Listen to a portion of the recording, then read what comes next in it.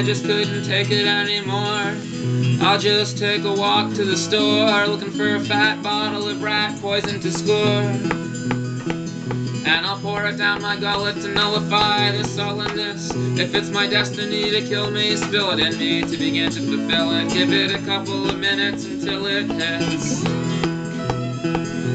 But still it doesn't seem to be taking effect. I'm still walking erect. What the hell, what the heck? Well, at least I paid the guy with the check. So if the bodega janked me on the poison I drank, all I gotta do is place a cancel call to my bank. But they put me on hold when I told them the story. I yelled into the phone, but the music ignored me. And it played, and it played for such a long time, and then a voice said, "We'll be with you soon, just stay on the line." But just at that second my neck broke out in a sweat. I said, "I bet this is it, the poison's starting to hit." I felt sick and in pain, I dropped the phone to the ground, and an operator came and said, "Can I help you now?"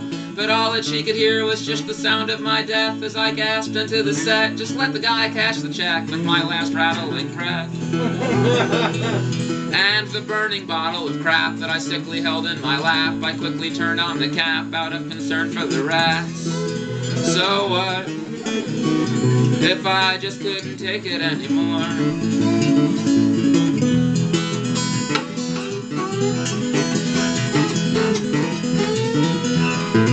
So what if I just couldn't take it anymore? I'll just make the decision to take a walk on the bridge and try to fly like a pigeon. And I'll tramp up the ramp and all the bicycles pass, and I just can't help but laugh when I think back on my past and all of the retarded mistakes that I made, the broken-hearted dismay that started from the first grade all the way up to today. And the walkway is steep, and the cars are all beeping, and the people are sailing to wherever they're sailing, and I'm climbing the railing. I planned to stand and decide, but I just slip and I dive, and all the drunks on the side start to hold up their signs, mostly 7s and 9s, but now and then is a 10. And if I fell to earth, I'd be dead, that's for sure. But like I said before, it's only water and it's worthless, but it isn't on purpose, but I bob to the surface.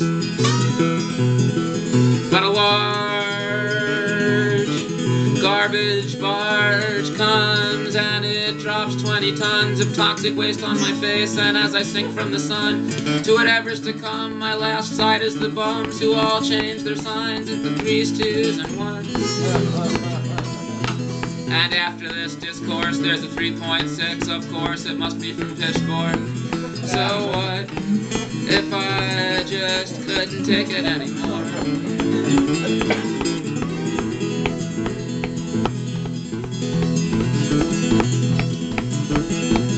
So what if I just couldn't take it anymore? Staring down at the floor, staring up at the ceiling, 'cause I never get used to always feeling so unglued. Need new emails to read through while I eat old Chinese food. I don't want a life that's like this, just take a knife to my wrist quick. All I've got is this chopstick, but I'll still make the plot thick if I hold it just like this.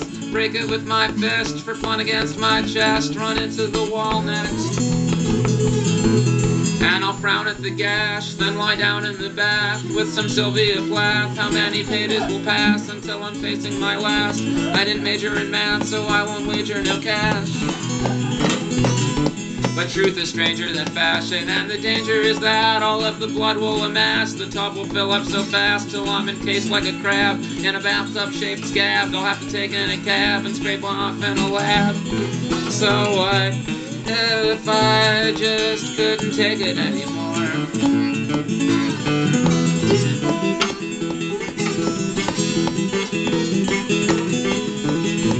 So what if I just couldn't take it anymore? I'll just call up the mob and say I've got you a job. I guess you know what to do. Knock off this guy with the blues, an offer you can't refuse. And then I'll fax them a contract through a third-party contact that says,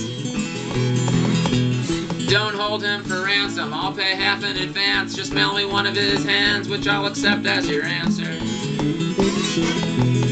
So say it so happens I happen to be out lying on a park bench and crying, just like my normal way. But in most formal cases, no one comes out of no place, wraps tape on my face, but that's what happens today.